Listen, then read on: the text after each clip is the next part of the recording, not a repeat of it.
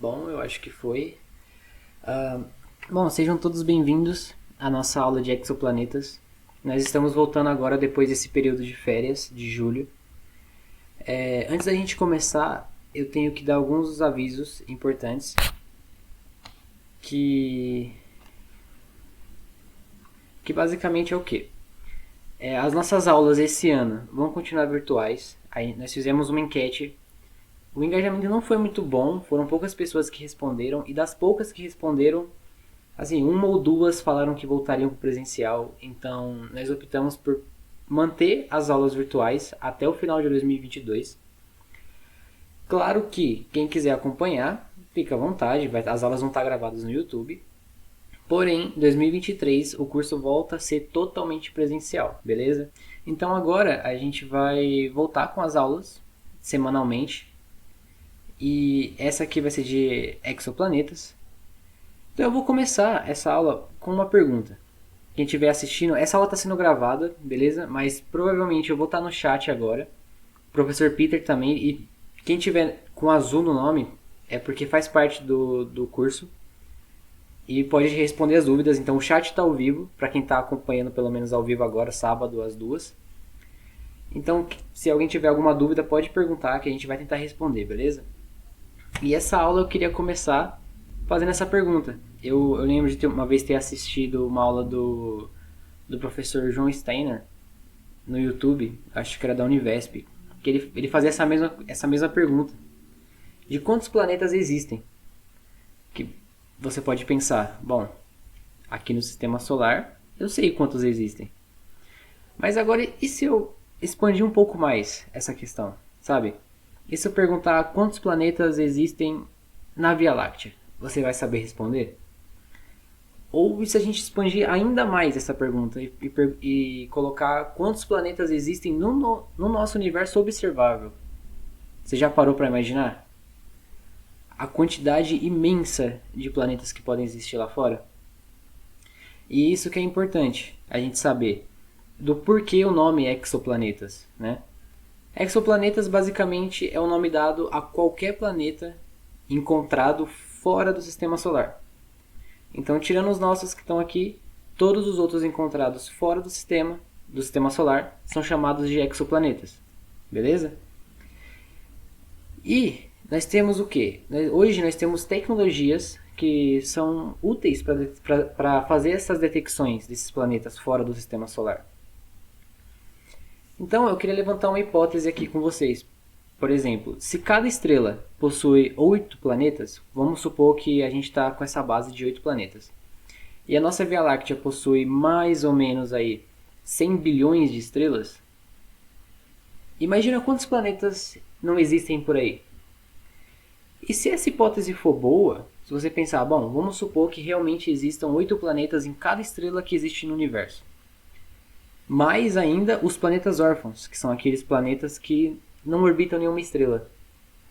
Você já parou para pensar que a nossa chance de encontrar alguma vida, por exemplo, algum planeta parecido com a Terra, são bem poucas, mas ao mesmo tempo parece ser bastante? Porque se a gente tem bilhões de possibilidades, alguma pode existir essa vida, certo? Então essa é uma das coisas que motiva bastante essa busca por esses exoplanetas. Né? Então a gente acaba chegando num ponto em que eu vou fazer uma outra pergunta. Por qual motivo nós não descobrimos esses planetas antes? Porque se você for olhar a história dos exoplanetas, pelo menos aqui na nossa história, se a gente pegar a história da humanidade, é breve. Assim, não chega nem a poucos anos, talvez 30, 40 anos, em que nós realmente conseguimos oficialmente descobrir um exoplaneta. Eu vou contar um pouquinho dessa história, para vocês poderem se situar um pouco melhor, que começa com Giordano Bruno.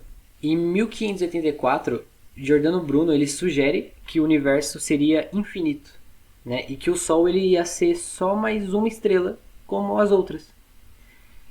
E que existiriam planetas que estariam girando em torno dessas outras estrelas também. e que nesses planetas poderiam existir vida inteligente. É claro que naquela época, né, Giordano Bruno acabou sendo condenado à fogueira. Ele foi morto pela Inquisição por causa dessas ideias dele. E em 1694, Huygens ele publica o Cosmoteros, que é um livro que ele imagina como seria a vida em outros planetas. E em 1750, Thomas Wright ele publica uma teoria, uma nova hipótese sobre o universo, e ele se torna o primeiro a postular que a Via Láctea pode ser um disco massivo de estrelas. Não se tinha essa ideia ainda nessa época. E que alguns outros objetos no céu também poderiam ser discos similares ao nosso. É o primeiro a propor essa ideia de que possivelmente poderia existir outras galáxias. Em 1917 é tomada o espectro da estrela de Van Manen, que é uma anã branca, que é como se fosse um cadáver de uma estrela. E com isso, em 92, a gente consegue a primeira detecção que confirma a existência de dois planetas extrasolares. Que um está em torno de um pulsar, que também é um outro tipo de cadáver de estrela, que eles foram detectados por algumas irregularidades periódicas na pulsação desse pulsar. E o que acontece? Essas estrelas esses pulsares, eles vão ser mais abordados na aula de objetos compactos. Então vocês vão conseguir entender um pouquinho mais sobre eles. Beleza? Então, se dá também depois o primeiro planeta que é realmente... Desculpa. Que é o primeiro planeta descoberto orbitando uma estrela parecida com o nosso Sol, que é o 51 Pégase B. Ele não foi o primeiro exoplaneta descoberto, mas sim o primeiro descoberto que estava orbitando uma estrela parecida com o Sol. Aqueles outros dois eles foram descobertos, mas eles estavam orbitando um pulsar. Então, isso aqui é uma concepção artística do que seria o 51 Pégase B. E ele foi descoberto por esses dois astrônomos suíços, que é o Michael Mayer e o Didier Queloz, que inclusive, agora em 2019, eles levaram o prêmio Nobel por essa descoberta. E em 2004, nós temos o primeiro planeta que ele está flutuando livremente, que seria um planeta órfão. Em 2007, nós encontramos um primeiro planeta que estaria na zona habitável da sua estrela, que eu vou voltar a falar disso mais pro final da aula. E também em 2007, a primeira atmosfera de um exoplaneta detectado. Então a gente consegue analisar essa atmosfera. E em 2010 é descoberto o primeiro exoplaneta do tipo terrestre, que seria o primeiro com sérias chances de abrigar vida, porque ele era bem parecido com a Terra, que é esse Gliese 581G. Atualmente, o número confirmado de exoplanetas é 5.063. Claro que esses números são do dia 29 de julho de 2022, que é o dia que eu montei essa aula. Então, se você estiver assistindo, independente do dia que você estiver assistindo, porque essa aula vai ficar gravada, entra nesse site da NASA, que provavelmente esse número vai estar atualizado e talvez tenha mais planetas confirmados. São 5.000 confirmados e a gente tem mais ou menos aí por volta de 9.000 candidatos, né? 8.800 candidatos. Agora eu vou falar um pouco do TESS, que ele é um dos principais telescópios para pesquisar esses exoplanetas, né? O principal objetivo da missão dele é fazer uma pesquisa em mais de 200.000 estrelas, que seriam as mais brilhantes perto da Terra, para procurar esses exoplanetas, né, em um período de 2 anos. E aqui vem uma parte muito importante, que é como que esses exoplanetas são nomeados. Porque muitos de vocês podem ter visto já esses nomes esquisitos, por exemplo, 51 Pégase B. Por quê? Porque a gente não chama eles de igual a gente chama Terra, Júpiter, porque são exoplanetas, são muitos planetas, e a gente precisa de um padrão para até poder estudar eles. Então, o que a gente faz? Vou dar o exemplo aqui do 51 Pégase B.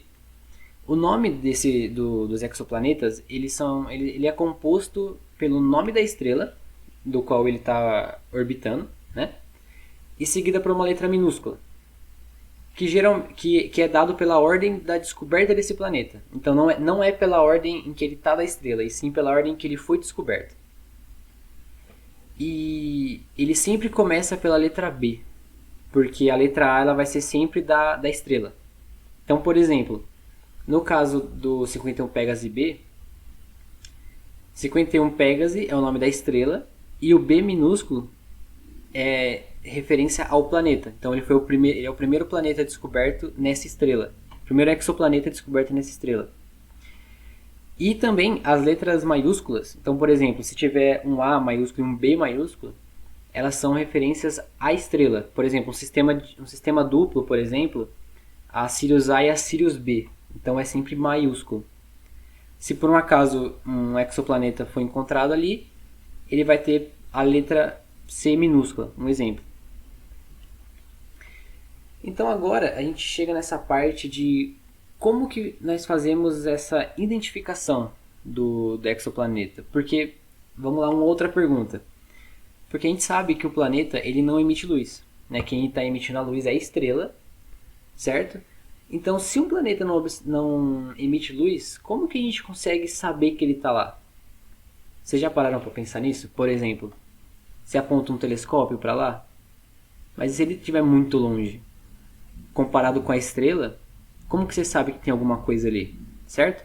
Então a gente chega em alguns métodos que nós fazemos essa detecção.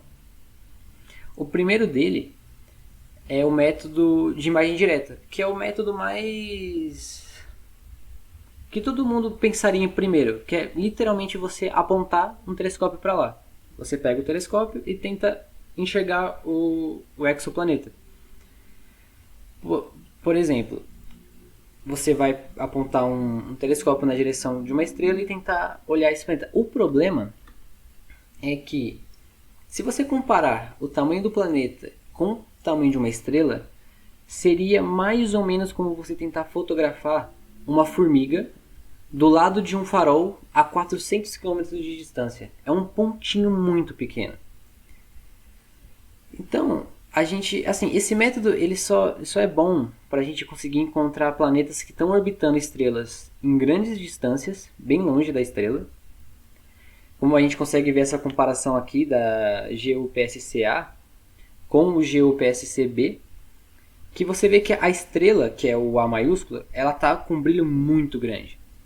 E o planetinha é como se fosse um pontinho bem pequenininho do lado dele. Isso é muito difícil. É claro que a gente tem algumas técnicas que podem ajudar, né, como o coronógrafo, que é como se fosse um disco que a gente coloca na frente do telescópio mesmo, que é para tampar a estrela e fazer a luz dele desviar. Né? A gente consegue até usar ele para observar a luz da coroa, né, das estrelas. E com isso a gente consegue talvez até ver algum planeta, mas é muito difícil. Inclusive eu vou mostrar aqui um exemplo.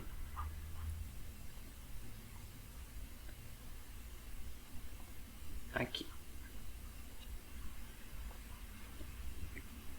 Para vocês verem aqui, ó, da imagem direta. Seria basicamente isso. Você vai tentar enxergar o planeta tampando a estrela com o coronógrafo para o brilho do planeta ficar um pouco mais forte, para a gente conseguir enxergar. Mas esse método ele é muito difícil. Tanto que de todos os exoplanetas confirmados, só 61 deles foram descobertos por esse método. Então a gente também tem outros métodos, alguns bem mais eficazes do que esse. É claro que a gente consegue usar ele. Também a gente consegue usar os métodos juntos, né? É o método da velocidade radial.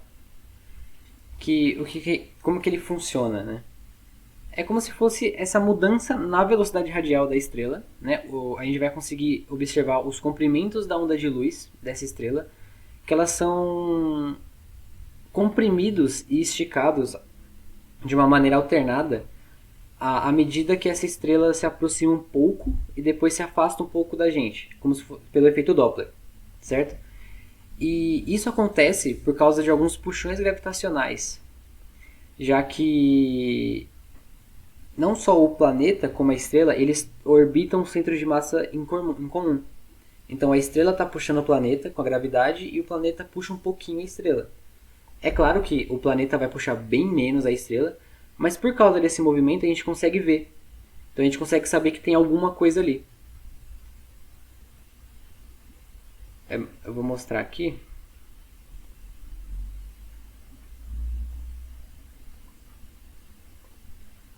Aqui.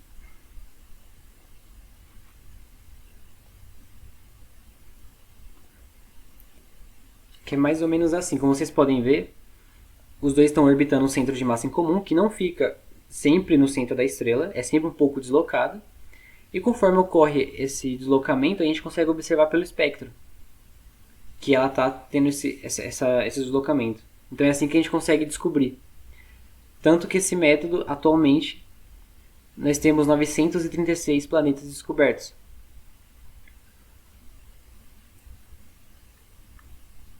E aí nós chegamos no terceiro método, que é o método de trânsito. Aqui.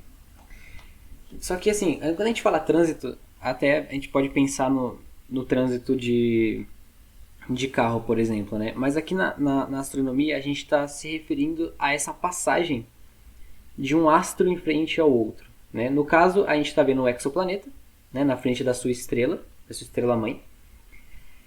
E para a gente confirmar que realmente é um exoplaneta, esse trânsito ele tem que ocorrer periodicamente e produzir a mesma curva de luz. Então, a gente tem que estar observando essa estrela e essa curva da luz tem que ocorrer sempre igual, de uma forma periódica.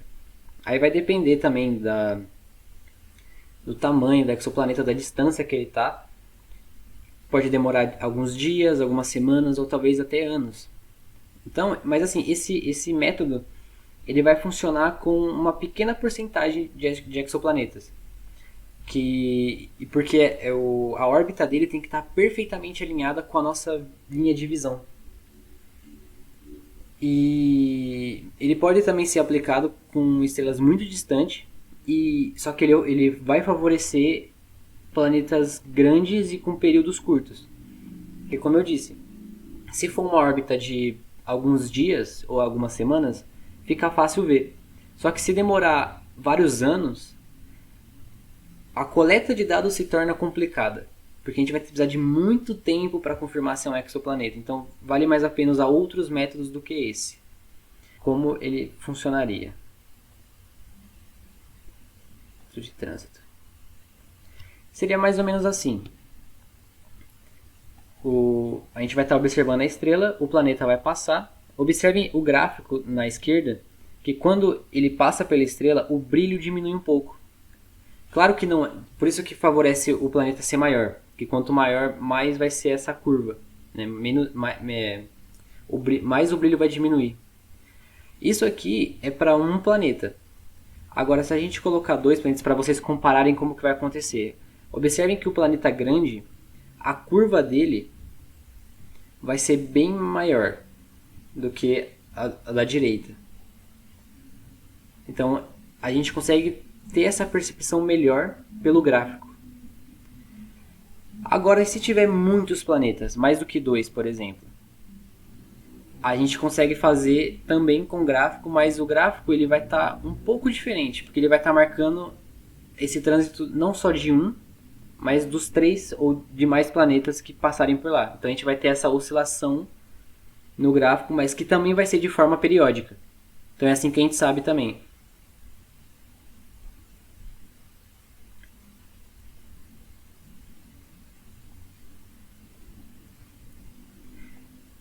E agora a gente vem para o método de astrometria.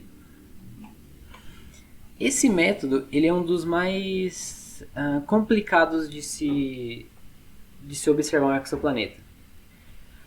Porque a gente vai usar ele para procurar uma oscilação periódica que um planeta vai induzir na posição da sua estrela. É assim, é a massa mínima detectável do planeta, ela vai ficar menor em proporção inversa à distância do planeta da estrela. É meio confuso e é tão complexo essa forma de detecção que apenas um exoplaneta foi detectado por esse método. Então é por isso que ela não é usada muito. É claro que, dependendo do caso, ela pode ser usada, mas geralmente o ideal vai ser tentar usar ela e usar uma outra forma de detecção, porque ela é muito complicada de se fazer. Eu vou mostrar para vocês como é o funcionamento dela. Vocês vão ver que ela vai fazer essa pequena oscilação na estrela. E como vocês podem ver, só um planeta foi descoberto até o momento. Então é um método muito pouco usado. Nós também temos o método de detecção da microlente gravitacional, que é quando a gente consegue usar a gravidade de um outro objeto, de uma estrela, por exemplo, para fazer essa distorção da luz. Então a gente consegue observar esse exoplaneta através dessa microlente gravitacional que é criada. Então, e por esse método a gente já conseguiu descobrir 132 planetas, que é bem mais do que aquele outro método da astrometria. Então ele é um pouquinho melhor do que o outro. Mas é claro que depende bastante do que você quer ver também. Qual que seria o método mais específico para você poder fazer a observação do exoplaneta que você quer. Deixa eu voltar. Então, que assim, ela é uma consequência direta da relatividade geral, né? A luz ela vai ser defletida pela massa. E quando essa estrela passa na frente de uma outra estrela de fundo, a luz dessa estrela ela é focada na Terra. Ela vai fazer esse efeito, né? E pela curva da luz, da luz da estrela de fundo, a gente consegue determinar a massa da estrela que a gente está olhando. E se tiver um planeta orbitando essa estrela, passando na frente dessa estrela, ele vai causar um pico na curva de luz, né? Como vocês podem observar aqui no gráfico da direita. E é onde a gente consegue fazer essa detecção dos planetas, dos exoplanetas. Então aqui, pelos métodos, né, eles vão se complementar. Então, como eu disse, um vai poder descobrir algo que o outro não vai conseguir. Mas de todos esses métodos, a gente consegue ver que o método de trânsito foi o que mais conseguiu achar exoplanetas até o momento. Então, aqui também esse gráfico ele é muito legal, porque a gente consegue ver que desses 5.000 exoplanetas descobertos até o momento, 1.700 são como se fossem Netuno. Eles são planetas grandes com gás e gelados. E seguido dele, com 1.500 aproximadamente, 1.600, a gente tem as superterras, que seriam planetas rochosos parecidos com a Terra, mas muito maiores. Nós temos também os gigantes de gás, que seriam algo parecido com Júpiter. Nós temos os planetas terrestres, que seriam algo bem similar não similar à Terra, mas planetas rochosos. E 5 planetas que não foram muito bem identificados. Eles não se parecem muito com nenhum planeta que a gente tem aqui no Sistema Solar. E esse aqui é um gráfico do censo de exoplanetas. Aqui ele mostra a quantidade de exoplanetas descobertos pelo tempo em que nós temos os métodos. Eu vou demonstrar ele aqui, que tem esse gráfico também animado no site da NASA. Se a gente voltar esse gráfico lá para 1989, nós teríamos um exoplaneta descoberto pelo método de velocidade radial. Então, conforme a gente vai aumentando os anos, né, nós vamos avançando pelos anos, nós vamos vendo que cada vez mais o método de trânsito ele vai se tornando mais eficaz. Até que a gente coloca em 2022 e o que mais aparece aqui é o método de trânsito, que é o amarelo, com 13.850. Então a gente consegue ver essa diferença de eficácia dos métodos. Bom, e agora vamos falar um pouquinho sobre a possibilidade de vida extraterrestre, certo? Lá no começo da aula eu disse que no universo existem milhares de galáxias e que se a gente fosse imaginar que cada galáxia dessa tivessem bilhões de estrelas e que cada estrela tivesse pelo menos um planeta, qual é a chance de um desses planetas, desses bilhões de planetas, terem vida? Essa imagem, que é a imagem de campo, a primeira imagem de campo profundo do James Webb, a gente consegue ver que assim, cada pontinho desse é uma galáxia. Então imaginem que em algum lugar, pode ser que sim, pode ser que não, exista um planeta que possa ter vida do jeito que a gente conhece. Uma vida inteligente, por exemplo. Pode ser que existam outros tipos de vida que a gente não consegue entender também. E esse é um dos principais motivos que os cientistas têm por ter interesse em fazer essa pesquisa com exoplanetas, né? Por que pesquisar outros planetas, né? Muita gente tem essa dúvida também. Nós temos o nosso próprio planeta aqui, eu sei, nós temos muitas questões para resolver aqui ainda. Mas o porquê desse interesse em procurar outros mundos? E essa é a resposta. Um dos principais interesses é talvez achar vida. Vida como a gente conhece, né? Porque a referência que a gente tem da vida é o que tem aqui na Terra. Até agora, a única referência de vida é o que existe aqui, né? E para um planeta ter vida, ele, pelo menos a vida como a gente conhece, né? Ele precisa ter pelo menos duas características, que seria orbitar uma estrela na zona habitável e ser rochoso como o nosso planeta, né? Aí ter água líquida e todos os componentes químicos necessários, né? Então, o que seria essa zona habitável, né? A zona habitável ela é nada mais do que a região em torno de uma estrela na qual a temperatura em relação à distância da estrela ela permite a existência de água líquida e estável, né, na superfície desse planeta. Então o que acontece? Dependendo do tamanho da estrela, essa zona habitável ela vai mudar. Então se for uma estrela menor, uma anã branca, por exemplo, a zona habitável vai estar mais perto da estrela. Se for uma gigante vermelha, por exemplo, essa zona habitável ela vai estar bem mais longe. Mas provavelmente sempre vai existir essa zona em que é possível ter essa água líquida na superfície. Então sempre que a gente procura por vida nesses exoplanetas, a gente sempre tenta olhar essa zona em que seria possível ter água líquida, que é mais provável que é ali que se desenvolva a vida como a gente conhece. Existe também o ESI, que em português é o Índice de Similaridade com a Terra, que é basicamente o quê? É um número de planetas possivelmente habitáveis, que o número de planetas possivelmente habitáveis é um pouco maior que 0,8 e é baixo, né? Esse valor, como que ele funciona? O valor ele vai variar de 0 a 1, sendo que o planeta com esse ESI, né, o Índice de Similaridade com a Terra, 0, significa que esse planeta é totalmente diferente da Terra. E quanto mais perto de 1, mais próximo da Terra ele está. Então sempre que a gente for procurar um exoplaneta, a gente sempre vai querer procurar um exoplaneta que tenha esse ESI mais próximo de 1. Né? E aqui está a enciclopédia, uma enciclopédia exoplanetária, né, que ela é continuamente atualizada, ela também está lá no site, está tudo no link aqui embaixo, na descrição, tá? Que ela combina algumas visualizações interativas com esses dados detalhados de todos os exoplanetas que a gente conhece. Então, se você clicar no nome de cada planeta, aqui você vai conseguir ver um modelinho 3D.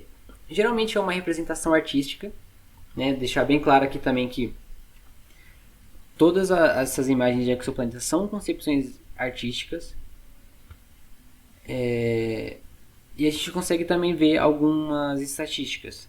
Então quem quiser ver isso aqui, tem esse link, eu vou deixar ele disponível. Vai estar disponível no material aqui também embaixo. E é legal, vocês podem ficar olhando como que é, se vocês tiverem interesse, principalmente nos planetas que são parecidos com a Terra, né, as super terras, por exemplo. É bem legal ver, né? Aqui também eu acho legal mostrar, o link também vai estar aqui na descrição, que é nesse site da NASA mesmo, sobre esses exoplanetas, eles deixam como se fosse uma viagem interativa para a gente conseguir ver todos os planetas, algumas missões, por exemplo, que estão no espaço perto da Terra. Esse aqui ainda está em beta, mas, por exemplo, se você entra aqui, você consegue ter essa visão do que está perto da Terra. Então aqui a gente consegue ver que o Hubble está bem próximo da órbita terrestre. Quanto mais a gente se afasta, a gente vai chegar onde está a órbita do TESS, que é aqui. Vocês podem ver que ele já está bem mais longe, né? É esse aqui o telescópio que foi lançado para fazer esse estudo dos exoplanetas. E aí, aqui vocês podem também ficar brincando, que é bem legal. Quanto mais vocês se afastam, mais coisas vão aparecendo. Então a gente já está a 10 milhões de distância da Terra. E aqui dá para ir. É uma ferramenta interativa bem legal. Ela está no site, ela é totalmente gratuita. E aqui vocês conseguem alterar também para ver as descobertas do TESS, por exemplo. E aqui ele vai aparecer tudo isso. Aí você pode colocar aqui tipo todos ou só os que foram confirmados. Os planetas que foram confirmados pelo TESS. Cada pontinho você consegue clicar nele. E aí ele te dá o nome do planeta, você clica aqui e vai te levar. Claro que isso aqui é uma concepção artística, é só para mostrar. E aqui, como vocês podem ver, essa aqui seria a estrela, certo? O planeta ele está aqui. A gente está vendo o B e o C, são dois exoplanetas orbitando essa estrela. E aqui tem uma ferramenta legal. Isso aqui, ó, essa caixinha, se você habilita ela te mostra onde fica a zona habitável do sistema, desse sistema estelar. Então, por exemplo, desse HD 63433, nenhum desses planetas poderiam ter uma vida como a gente conhece, porque eles estariam totalmente fora do que seria a zona habitável. Vamos ver. Eles seriam parecido com Netuno, né? Um gigante de gelo. É claro que aqui eles deixam bem explícito que isso aqui é uma imagem hipotética, é uma recriação só. E aqui a gente tem todas as informações, você consegue ver o sistema, você consegue ver a estrela e a gente consegue comparar ela com o nosso sistema. Vamos comparar com o Sol, por exemplo. Você vê que eles têm quase o mesmo tamanho. Então, quem quiser aqui, isso aqui é um site bem interativo, é bem legal para ficar estudando sobre os exoplanetas, querer pesquisar mais sobre esses exoplanetas. Então fica aqui de recomendação para quem quiser saber um pouquinho mais, tá? Aqui nesse site também eles têm bastante coisa sobre essas estatísticas que eu apresentei na aula, né? Por exemplo, se você quiser, eu quero saber mais sobre os gigantes de gás, por exemplo. Você vem aqui, ele tem um texto muito grande. Tem bastante texto aqui. Infelizmente está em inglês, essa página está em inglês, mas você consegue usar o tradutor do próprio Google. Aquele tradutor automático não vai traduzir muito errado, dá para entender. E aqui ele mostra, né, quantos foram confirmados que tem essa característica de serem gigantes de gás. Aqui, por exemplo, que é o mais famoso, que é o 51 Pégase B. E aqui tem bastante informação, então para quem quiser saber mais, eu recomendo entrar nesse site. que aqui você vai ter horas e horas de estudo mais aprofundado. Claro que eu não daria isso aqui na aula, porque é uma coisa muito mais aprofundada. Então eu acho mais interessante a pessoa que tem um interesse querer vir ver, como, né, porque tem essa parada mais interativa também, é bem mais fácil de vocês poderem mexer e ver como que é, tá? Aqui são as referências que eu usei da aula, que inclusive essa primeira aqui é a aula de exoplanetas do professor John Stein, que é muito boa também. Todos esses vídeos e links eu recomendo que vocês entrem também, vão ter muito mais informação, muito mais aprofundadas do que eu falei aqui, tá bom? E também, antes que eu esqueça, essa aqui são os QR Codes.